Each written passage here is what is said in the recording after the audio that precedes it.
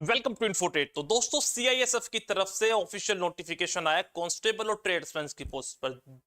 हिंदुस्तान के जितने भी स्टूडेंट, चाहे मेल हो, किसी भी कैटेगरी से हो, किसी भी स्टेट के हो, आप इस फॉर्म को फिल कर सकते हैं। तो चलिए, ट्रेड जो होगा, ऐसी ट्रेड से वैकेंसी निकल कर आई है जिससे ट्रेड से वैकेंसी बहुत कम निकल कर आती है।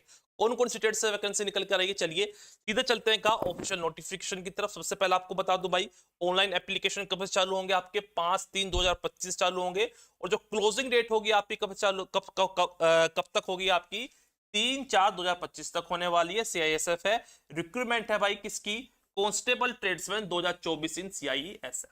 ठीक है बच्चे, बातें क्लियर हो गई। तो यहां मैंने आपको ये सारी चीजों को अच्छी तरह समझा दिया है, बिल्कुल अच्छी तरह समझो क्या क्या मांगा गया है इस पे। यहां जो है, क्योंकि ऑनलाइन एप्लीकेशन पता पड़ेगा कब से, 5/3 से।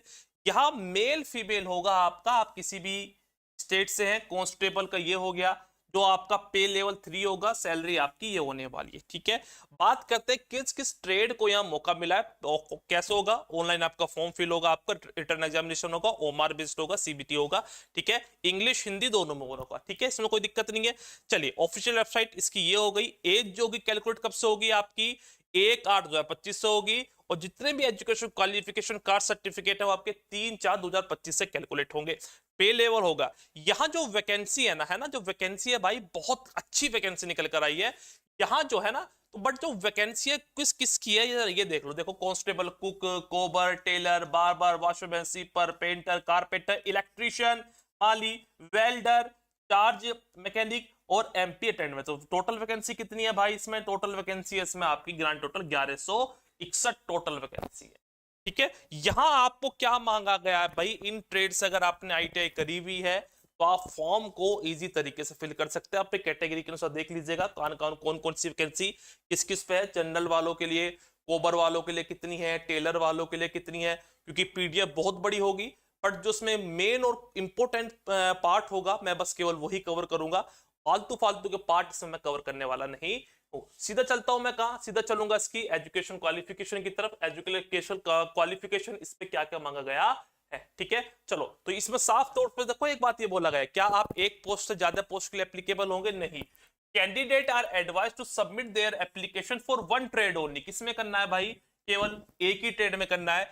If the candidate submit multiple application, अगर किसी कैंडिडेट ने एक से ज्यादा पोस्ट पर एप्लीकेबल होगा फॉर 2 और more trade, only first application will be proceed. यानी जो आपने कुक पे भी कर दिया, इलेक्ट्रिशियन पे कर दिया, वेल्डर पे भी कर दिया, तो जो आपने फर्स्ट टाइम जिसपे फॉर्म फिल किया होगा, जो एलिजिबल क्राइटेरिया को अगर आपने फुलफिल किया होगा, पहली ट्रेड वाला, केवल हम उसी को सेलेक्ट करेंगे, दो आपके निरस्त कर दिए जाए। ठीक है, तो ये तो हो जाता है आपको इसमें। ठीक है, इसमें आप देख लीजिएगा क्या क्या इसमें चार्जेस होगा। तो भाई इसमें एप्लीकेशन फीस कितनी है, 100 रुपीज है। किस किस के लिए, जनरल, ओबीसी, ईडब्ल्यूएस कैंडिडेट के लिए। Female candidate, those candidate belong to schedule caste, schedule tribes, ex service category are exempted from paying application fees. इनके सभी के लिए कोई भी फीस नहीं होगी। 100 रुपए फीस है, ज्यादा भी नहीं है। तो आप फॉर्म को फिल कर सकते हैं, अच्छी तरीके से आप जाके कर सकते हैं। एजुकेशन क्वालिफिकेशन का एरिया भी बात करते हैं, जो इसकी ऑफिशियल वेबसाइट होगी ये होगी, आप यहां पे जाके इजी तरीके से कर सकते हैं। ठीक है, चलिए एलिजिबिलिटी क्राइटेरिया की बात करते हैं भाई। सबसे पहले क्या होना चाहिए बच्चे, आपके पास मैट्रिकुलेशन होना चाहिए या इसके बराबर होना चाहिए, और आपके पास इन ट्रेड सभी ट्रेडों में स्किल ट्रेड होना चाहिए। ठीक है, और क्लोजिंग डेट, जैसे आपका ऑनलाइन एप्लीकेशन फॉर्म फिल करने से पहले इन सभी में क्या होना चाहिए भाई, इंडस्ट्रियल ट्रेनिंग इंस्टीट्यूट से सबके पास आईटीआई होना जरूरी है। एनसीवीटी होगा, एससीवीटी होगा। यहां इसने इस बात के लिए कोई भी बाध्य नहीं दिया हुआ है। ठीक है, अगर हम बात करते हैं नेक्स्ट पॉइंट पर, education certificate other than state board, central board should be accompanied with government of India notification. Such qualification is equalate, यानी स्टेट बोर्ड और सेंट्रल बोर्ड के अलावा भी कुछ अगर है तो वो भी क्या होगा, आप पर एलिजिबल होगा। और 10वीं पास आपके पास अंडर सेंट्रल गवर्नमेंट से होनी चाहिए। एज लिमिट की बात करते हैं, 18 से 23 होगी, जो कैलकुलेटेड होगी आपकी 1/8/2025 से। हैव बीन बोर्न अर्ली, यानी क्या होगा सर, कैंडिडेट को जो 2/8/2002 से या 1/8/2007 के बीच में इसका जन्म होना चाहिए। एज रिलैक्सेशन ये होगा पूरा। तो यहां जो मांगा गया है भाई, इसमें बहुत ही अच्छी चीजें मांगी गई है कि फिजिकल स्टैंडर्ड की, जो मेल होंगे उनके लिए दौड़ भाग होगी, रनिंग होगी, तो फीमेल होगी उनके लिए भी होगा ना। तो फीमेल के लिए क्या मांगा गया भैया, तो देखो, अगर आपकी हाइट बात करते हैं, मेल कैंडिडेट में अगर आप किसके हैं, जनरल SC EWS वाली है, तो भाई हाइट जो होगी आपकी 170 सेंटीमीटर होनी चाहिए। चेस्ट का फुलाव कितना होना चाहिए सर? 80 से 85, और मिनिमम एक्सपेंशन कितना? 5 सेंटीमीटर का होना चाहिए। फीमेल की बात करते हैं, अगर आप जनरल SC EWS वाले से OB से 157 होनी चाहिए। चेस्ट का इसमें कोई मांगा कर नहीं गया है। Permissible relaxation physical strength for different category, ठीक है।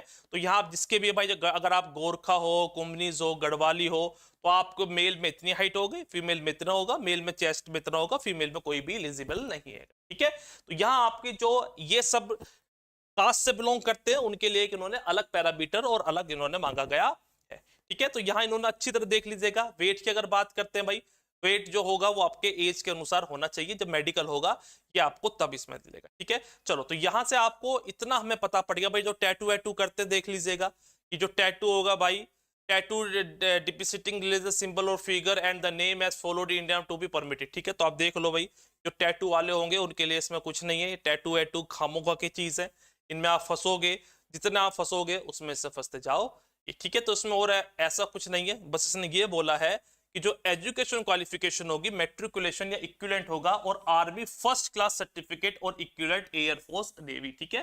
अगर आपने 10वीं के अलावा कुछ भी है आर्मी से फर्स्ट क्लास का सर्टिफिकेट है तो भी हम यहाँ एलिजिबल होंगे, ओके। तो यहाँ इसके अलावा और इसमें कुछ नहीं मांगा गया है। और इसमें जो चीजें हैं, जब फॉर्म फिल करोगे, फॉर्म फिल करते वक्त आपको इसमें अच्छी तरह समझ में आ जाएंगी क्या क्या इसमें है, क्या क्या इसमें नहीं मांगा गया है, ठीक है। बट हमें एजुकेशन क्वालिफिकेशन और एज, यही तो दो चीज चाहिए।